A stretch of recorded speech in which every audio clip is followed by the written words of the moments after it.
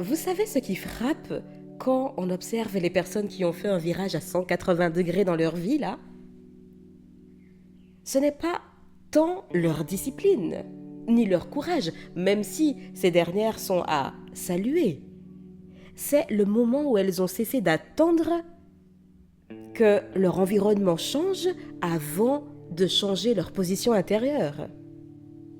Parce qu'au fond, ce qui enferme le plus, ce n'est pas ce que vous vivez, c'est la façon dont vous vous êtes organisé intérieurement pour survivre à ce que vous vivez. Et ça, peu de gens osent le regarder en face. Alors, cher ami, faisons-le. On parle beaucoup de prendre sa vie en main, mais finalement, on parle très peu de ce que ça implique réellement. Redevenir l'architecte de sa vie, ce n'est pas ajouter des briques sur une structure bancale. Spoiler, ça ne va pas tenir. C'est accepter de regarder le plan initial et de reconnaître qu'il a été dessiné à une époque où vous n'aviez pas le choix. Et parfois, dessiné par quelqu'un d'autre. Beaucoup de décisions que vous prenez aujourd'hui ont été prises quand vous étiez plus jeune, plus vulnérable, plus dépendante. Et tant que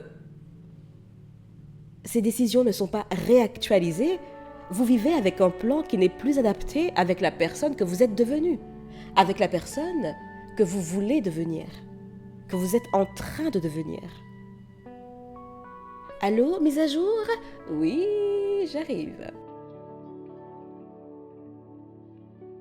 Ce que j'ai remarqué comme point commun chez toutes les personnes qui ont fait un changement radical dans leur vie, un changement de trajectoire, c'est qu'elles ont arrêté de se définir par leur histoire.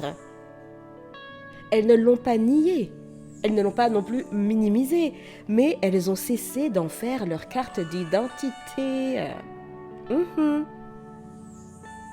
Parce que on ne se rend pas compte, mais à force de répéter « Ah, avec ce que j'ai vécu, ah, vu d'où je viens, ah, dans mon cas… » Eh bien, on finit par transformer une explication en condamnation. Cher ami, ne vous condamnez pas. Votre passé explique, il ne décide pas. Mais pour que ça devienne vrai, il faut un moment de bascule très précis. Celui où vous cessez d'attendre d'être réparé pour avancer. Souvent, il y a cette croyance qui dit « Ah, mais quand j'irai mieux, je changerai. » Mais en réalité, cher ami, non, hein, c'est souvent l'inverse. C'est parce que vous commencez à changer que vous allez mieux. Redevenir architecte de sa vie, c'est accepter d'agir avant d'être rassuré.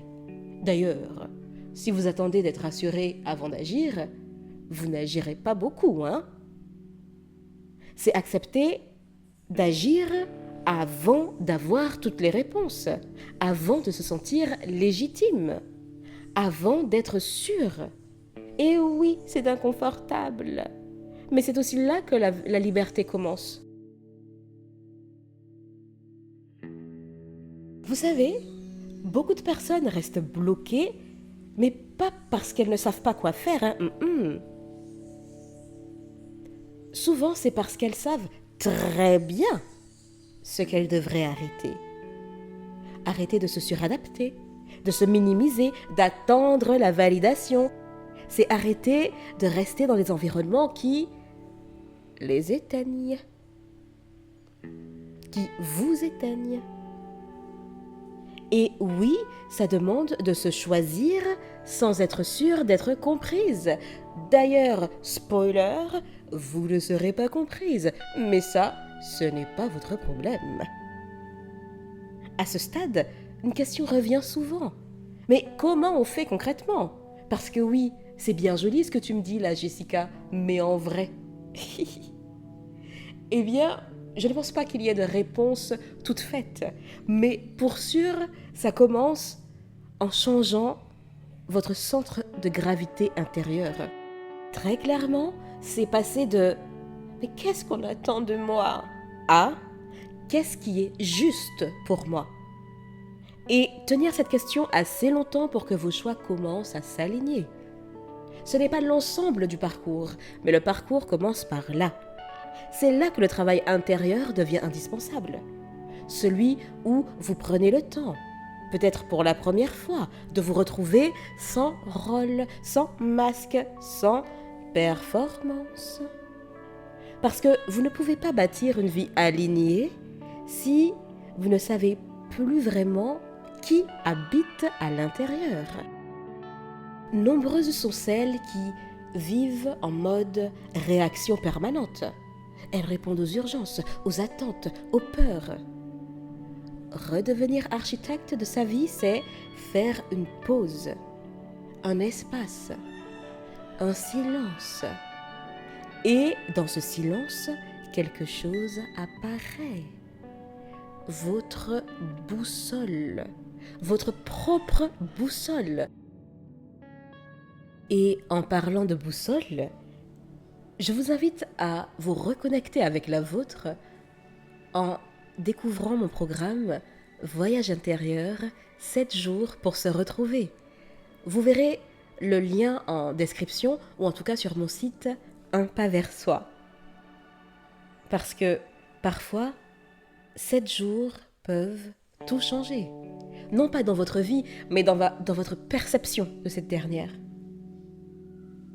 Et quand cette reconnexion se fait, quelque chose change naturellement. Les décisions deviennent plus claires. Les non sortent plus facilement. Les oui sont plus entiers. Vous cessez de bricoler la vie et vous commencez à la dessiner. Cher ami, on ne transforme pas sa vie en forçant. On la transforme en se retrouvant. Et ce mouvement-là, personne ne peut le faire à votre place. Mais vous n'êtes pas obligé de le faire seul. Si en écoutant ce podcast, vous sentez qu'une partie de vous a besoin de se poser, de respirer, de se réaligner, alors offrez-vous cet espace. Pas comme un objectif à atteindre, mais comme un rendez-vous avec vous-même.